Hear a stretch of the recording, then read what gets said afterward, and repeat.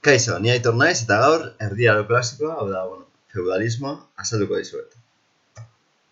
Aurkibidea ikusi dezakezu hemen. Bideo honetan mapetan garatzen da azaldutakoa eta hau euskaraz dagoen beste bideoa da, gomendagarria.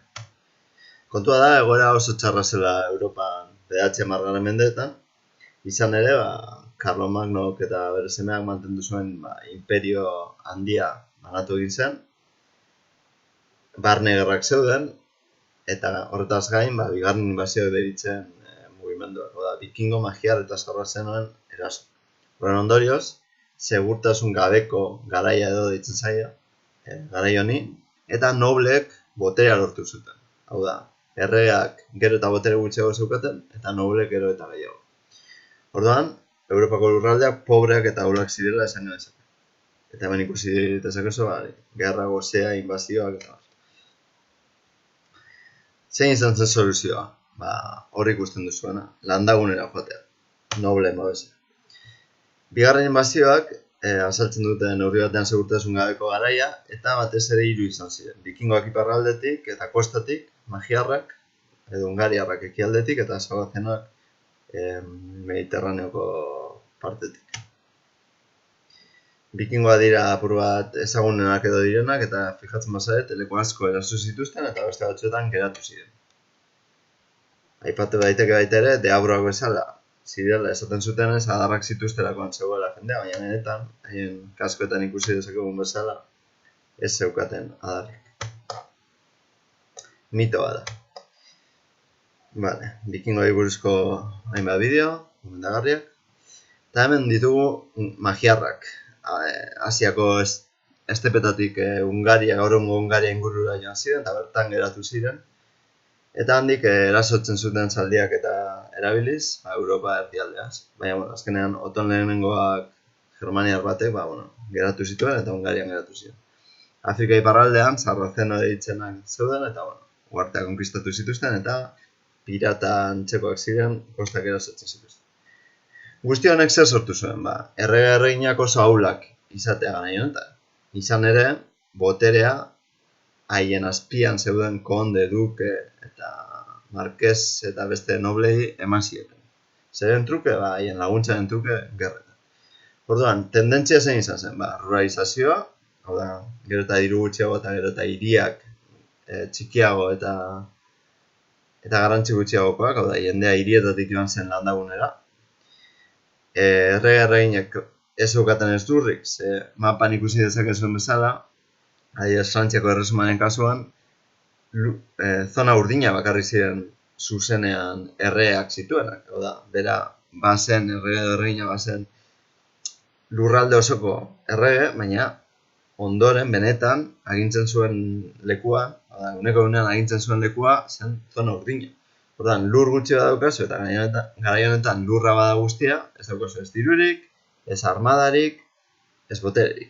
Hau da, nobleen esku geratzen da boterea. Orduan, erreak, gorte bat zeukan, laguntzaile batzuk, kontseilari talde bat, eta bueltaka ibili garzen, egosuman zehar, apurtxo bat noblea kontrolatzen. Zenoski, bera joaten zenean, nahi zuten egiten zuten. Kontuan hartu noble batzuk, hau da, konde batzuk, agian errea baina beratxagoa zirela, edo 2 edo 3 konde batuta, errea baina armada asko zendiagoa zeukatela ez.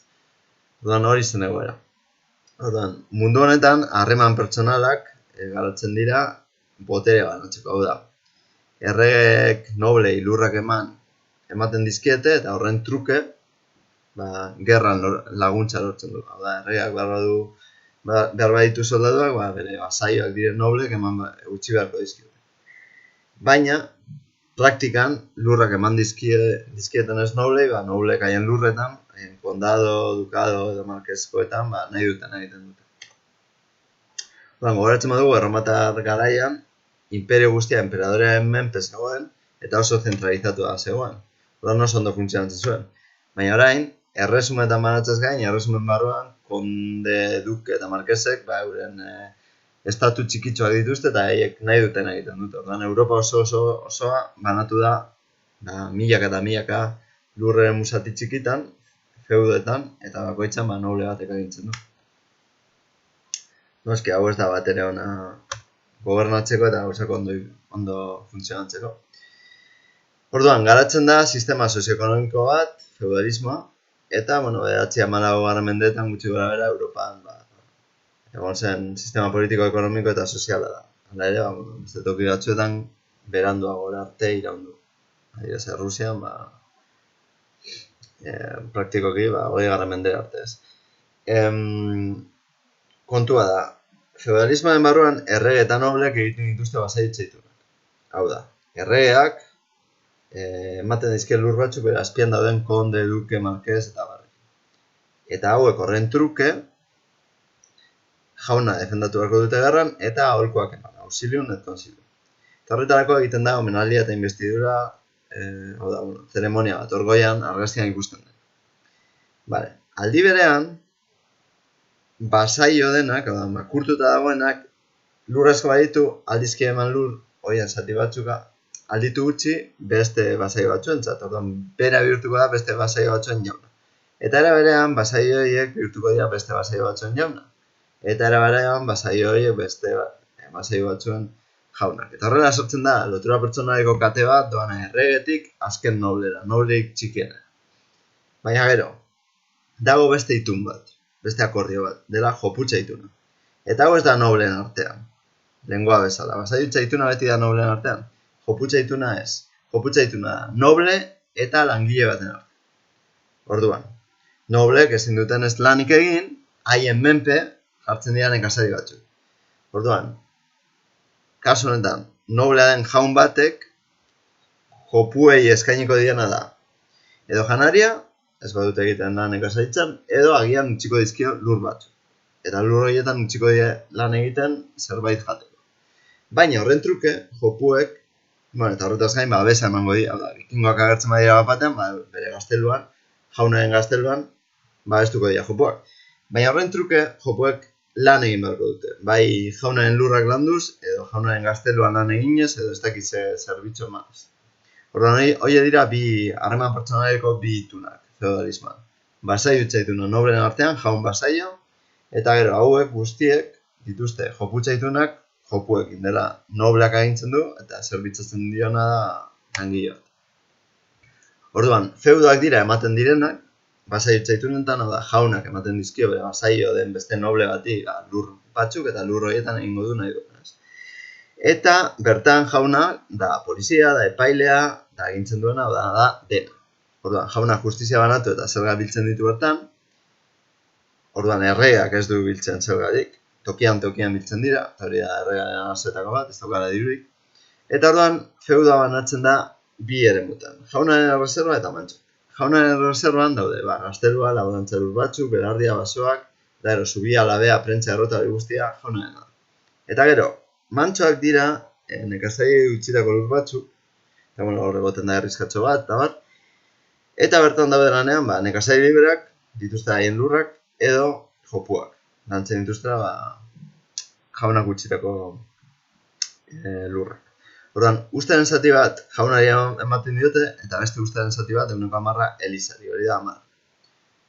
Orduan, ziurrenik jopu batek egingo ditu lan hainbat egun astean jaunaren txat, jauna behar badu egurra, joango dira bere basora, eta hartuko dute egurra, eta eramango diote.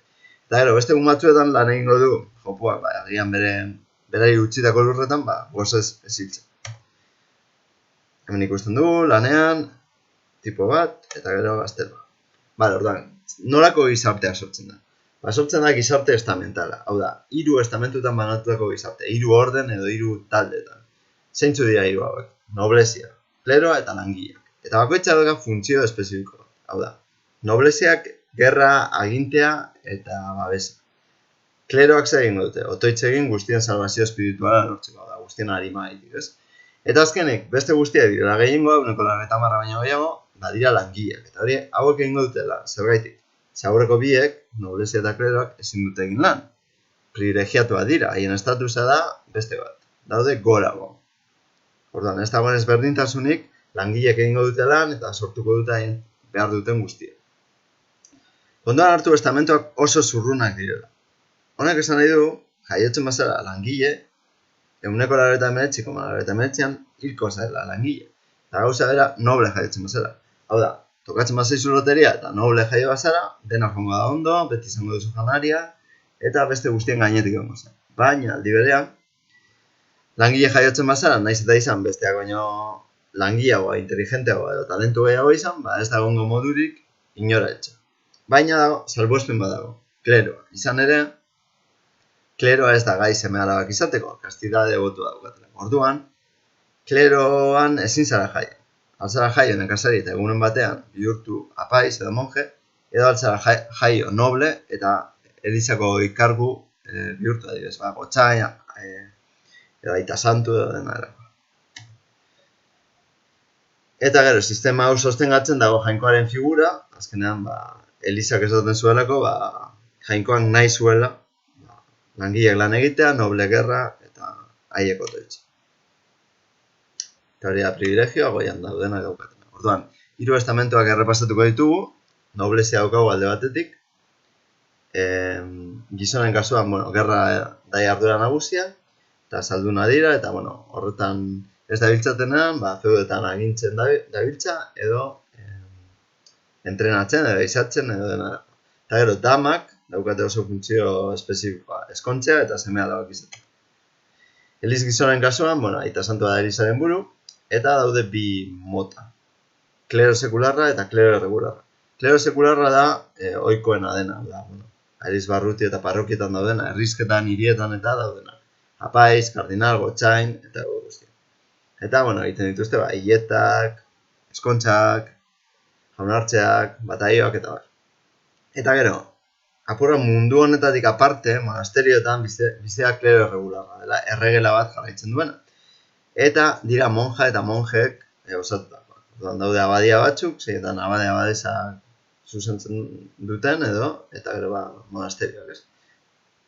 Eta, azkenean, hauetako bakoitzak ditu bera lauak eta jarraitu dute. Janzten dira era jakin batean, eta nolabait euneko unean bizi dira jainkoari begira. Ez daude zibilekin nazten, baizik eta eurekan monasterioan lan egiten eta otoitz egiten jainkoari hurbiltzeko. Hemen ikusten ditugu, monasterio batzuk, klaustroa eta bar.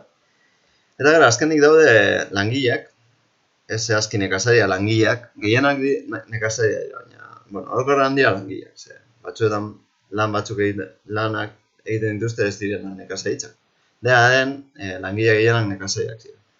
Haietako batzu ziren jopuak, eta beste batzu nekazari askak. Nekazari askak izatean nahi du esan, dituzte haien lurrak, eta libra direla feudotik ateratzeko joateko edo nahi duten egiteko. Ia da, zerga batzuk ordaindu behar dituztela, elizari eta jaunaren lurretan badabiltza edo agian jaunari baita ere, baina libra dira handi joateko, nahi badute badoaz. Baina jopuen kasuan, joputza ituna sinatu dutenez, daude jaunaren menpe eta egongo dira betirako. Eta haiek hiltzen diren, haien seme-alabak jarraitu beharko dute jopu izaten. Haien jaunaren menpe daude, eta egin behar dute nolabait jaunak esaten duena, limite batzuekin, eta ez dira guztiz libreak, orduan dira erdi libreak. Hau da, daude lotuta lurrari. Ezin dira joan feudotik jaunaren baimenik gabe. Bestalde, aipatu behar da, 2 urteko txandaketa erabiltzen zela, hau da, garai honetan oso ongarri gutxi zegoen. Eta orduan, zu garia jartzen baduzu lur jakin batean, lursail batean, garia hasten da. Baina behin hartzen duzula usta, hurrengo urtean berriro landatzen baduzu leku berean garia, ez da inbeste hasten, zeia ez dago mineralik eta garia, aurreko urteko gariak norabait hartu ditu lurrean dauden nutrienteak. Orduan, horri aurre egiteko, egiten zutena zen lugorria erabili. Hau da, lurraen erdia jartzen zuten gariarekin, eta beste erdia lugorria, hau da, landatu gabe. Eta hurrengo urtean, ja bermineralizatu zenez lugorriko lurra, lur horretan landatzen zuten garia, eta bestean ez. Dena den, honek arazo asko sortzen zituen, izan ere, lurraren erdiak ezin ziren erabili, eta orduan, produktibitatea etekina oso txikia zen, eta orduan, gozete handiak zeuden, eta oso janari gutxi. Bestalde, aipatu behar da Elizaren boterea, izan ere, garaiko instituzio boteretsuena zen, botere politiko izugarria zeukan, botere ekonomiko handia ere, lur pila bat, aita santua gai zen batzuetan erregen gainetik hartzeko, eta beste batzuetan bitartekaria zen, Elizak lur pila zituen, monasterio, katedralak eta eurentzako lanean jopuak, nekazariek 10 ordaintzen zioten, eta, bueno, bizitzako aspektu guztiak zeuden elizak definituak, ez? Bai, ze urte zen, ze gutegi, ze ohitura, zer egin zen, zer ezen egin behar. Eta, bueno, azkenik, gerra santuak ere egiten zituzten gurutzadak, edo treguak, gai ziren, gerra baten erdian esateko gerra geratu behar zela, edo ez dakiz egunetan ezin zela borrokatu.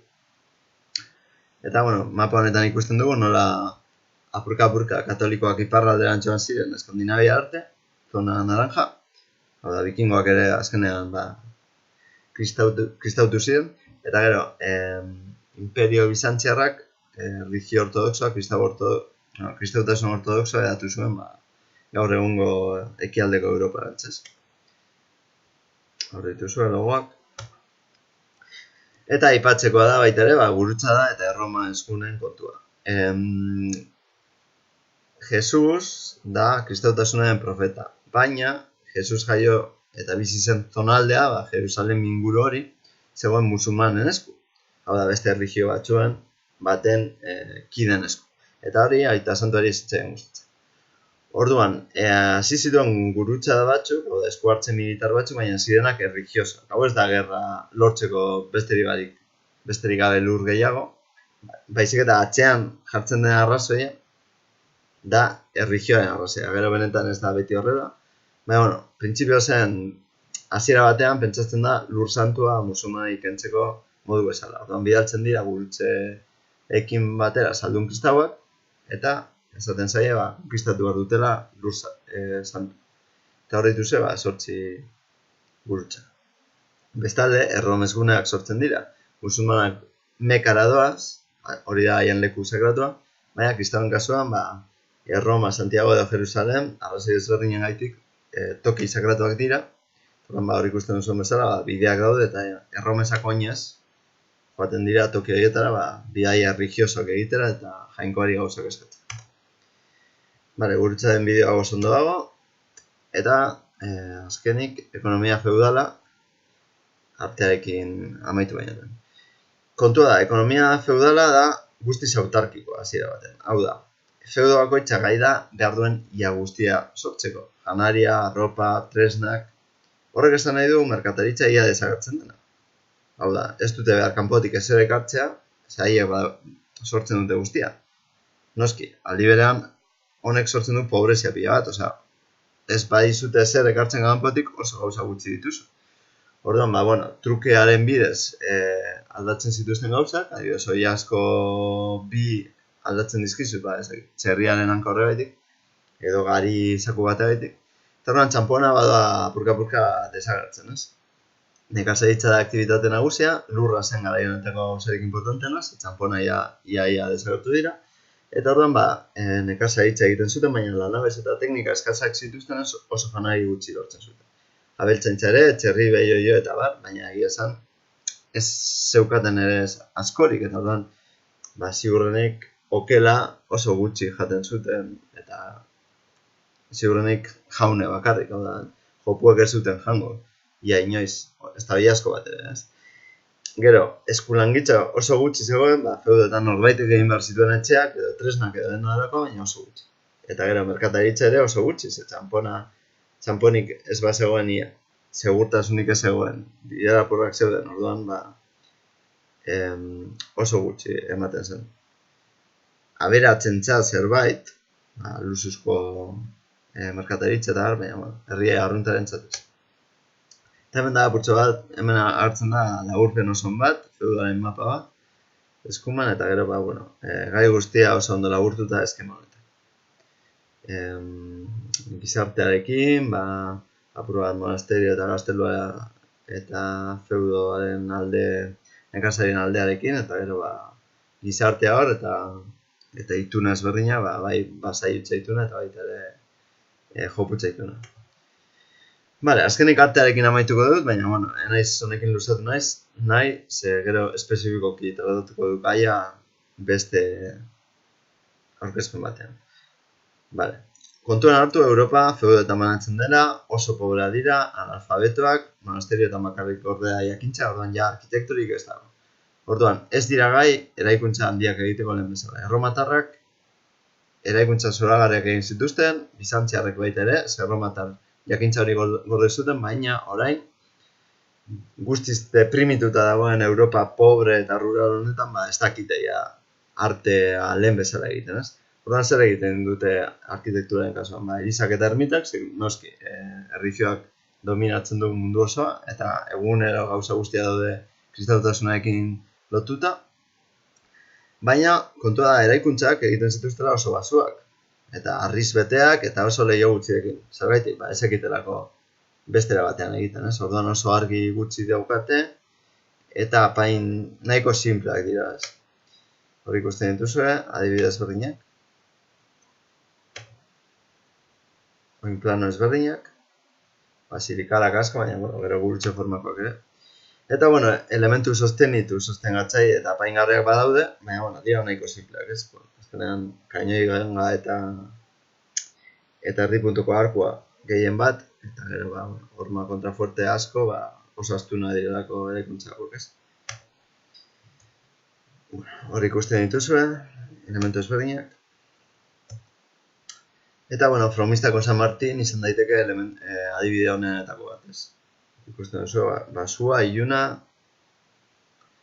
eta nahiko astuna, ez? Eta, Elizaren portadaetan, apaingarri gehiago jartzen zituzten.